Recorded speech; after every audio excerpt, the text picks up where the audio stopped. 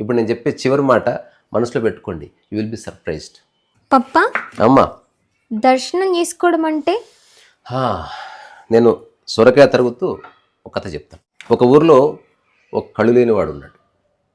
ఆ ఊరిలో ఒక చాలా ప్రసిద్ధి చెందిన దేవాలయం ఉంది. ఓకే. సో అందరూ సాయంత్రం అయితే దైవదర్శనం కోసం వెళ్తారు. హారతి అదంతా ఉంటుంది. ఇతను ఎవరు వచ్చినా రాకున్నా, వర్షం వచ్చినా, ఎండ వచ్చినా, చలేసినా ఖచ్చితంగా దేవాలయానికి వెళ్తాడు. సో అందరూ ఆశ్చర్యపోతారు, కళ్ళే లేవు కదా, దేనికోసం పోతున్నావు?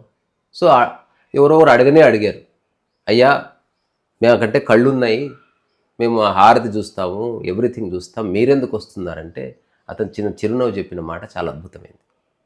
నా కళ్ళేవు సరే, దేవుడు నన్ను చూస్తాడు కదా, అందుకు వెళుతున్నాను.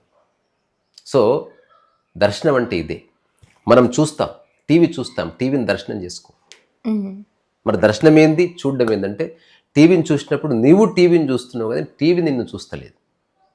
దర్శనం అంటే నేను గురువుగారిని చూశాను, గురువుగారు కూడా అదే సమయంలో నన్ను చూశారు. దైవ దర్శనం జరిగిందంటే నేను దైవాన్ని చూశాను, అదే సమయంలో ఆ దైవము నా వైపు చూశారు. దర్శనం అన్నది చాలా అద్భుతమైన పదం. సో జీవితాన్ని నువ్వు దర్శించు, అట్లాగే జీవితం నిన్ను దర్శిస్తుంది. ఇంతకాలం ఆకాశాన్ని చూశావు, చెట్లను చూశావు, నదిని చూశావు. ఒక్కరోజు అట్లా బయటికి వెళ్ళి నువ్వు దేన్ని చూడకు, అన్నీ నిన్ను చూస్తున్నాయని అనుకో, అద్భుతంగా దర్శనం జరుగుతుంది. సో దర్శన ప్రాప్తిరస్తు. మీరు వంట చేసుకొని మీ ఇంట్లో వాళ్ళకు కూడా తినబెట్టండి. రీసరస్ వాయిస్.